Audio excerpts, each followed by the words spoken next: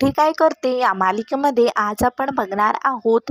आशुतोष म्हणत असतो अभिला की तो असा बेजबाबदारपणा कसा वागू अरुंधती ही म्हणत असते अभि तुला लाज कशी वाटत नाही रे, असा तू नव्हता पहिले पण आता कसा झाला एवढा, आणि ती जे चूक केली ती मान्य करायला पण तू तयार नाहीयेस, असा कसा झाला एवढा, कसा तू हे झाला, असं सर्व काही अरुंधती बोलत असते। तर अभि म्हणत असतो तर अभि अरुंधतीला चिडूनच बोलत असतो आणि अरुंधती अभिला म्हणत असते अभि एक शब्दही बोलू नकोस, मी जे काही बोलणार आहे मला हे सांगायचं नव्हतं पण आता मी सांगणारच आहे।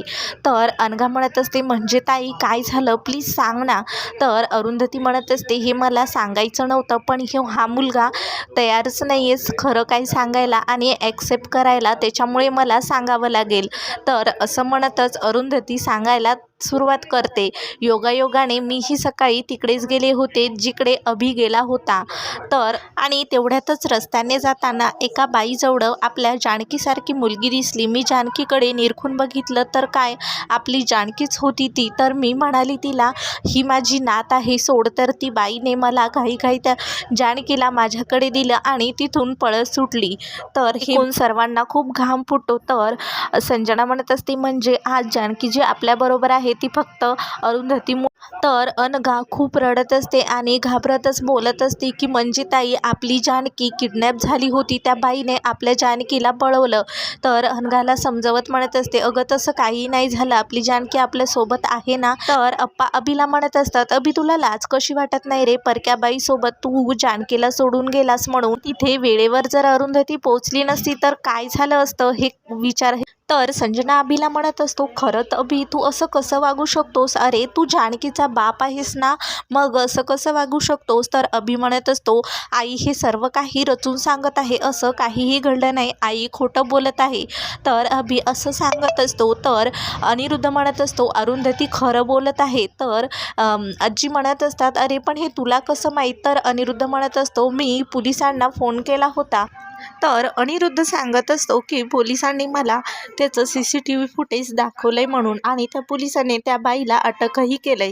तर हे सर्व काही मला माहिती होतं पण मला जाणवायचं होतं अभि अजून किती खोटं बोलणार आहे ते। अरुंधती म्हणत असते अरे अभि तू एवढा खालच्या पातळीला जाशील मला वाटलं नव्हतं, शिकलेला आहेस ना तू आणि पुन्हा डॉक्टर आहेस, काही खूप जणांचे भविष्य जीव तू वाचवतोस आणि स्वतःच्या मुलीचं काय म्हणत असतात। अरे पण तुला एवढा अर्जंटली त्या जानकीला घेऊन त्या ऑफिसमध्ये जायची गरज काय होती।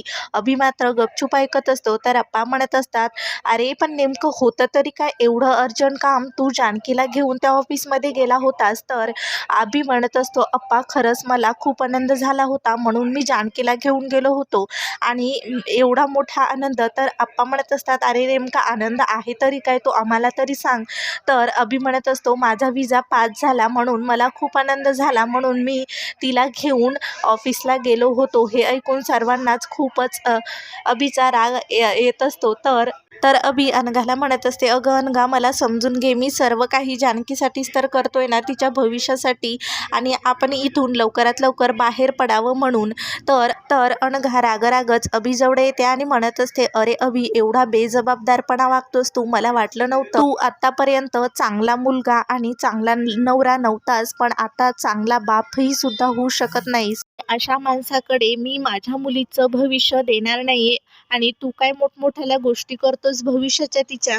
आणि अभि तुला असं वाटतंय ना आम्ही दोघींनी तुझ्यासोबत कॅनडाला यावं, कॅनडालाच काय मी तुझ्यासोबत जानकीला आणि मी दोघीजणी आम्ही तुझ्यासोबत कुठेच येणार नाही आहोत, आणि तुला जायचंय ना तर तू जा, नंतर या घराकडे आणि आमच्या दोघींकडे कधीही बघायचं नाही। आणि नवरा म्हणून तू तर अधिकार केव्हाचाच गमावून बसलास, पण एक वडील म्हणून मी जानकीकून तुझे अधिकार सर्व काढून घेते, आणि तुला जे काही करायचंय तू एकटाच कर।